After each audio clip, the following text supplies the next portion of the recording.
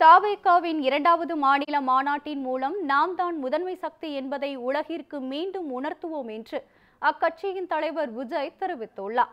மதுரையில் வரும் 21ஆம் தேதி நடைபெறவுள்ள தவேகாவின் இரண்டாவது மாநில மாநாடு தொடர்பாக கட்சியினருக்கு அவர் வெளியிட்டுள்ள அறிக்கையில், அடுத்த ஆண்டு நடைபெறும் சட்டப்பேரவை தேர்தலுக்கு முழு வீச்சில் தயாராகி வருவதாகவும், தமிழ்நாட்டு மக்களுக்கான நல்லாட்சியை நிறுவுவதே தமது குறிக்கோள் என்றும் கூறியுள்ளார்.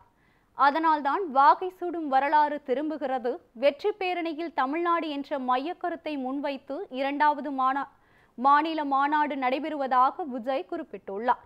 மாநிலம் அதிர மாநாட்டுக்கு தயாராவோம், மாற்று சக்தி நாமன்று, முதன்மை சக்தி நாம் என்பதை உலகுக்கு மீண்டும் உணர்த்துவோம் என்று விஜய் தெரிவித்துள்ளார்.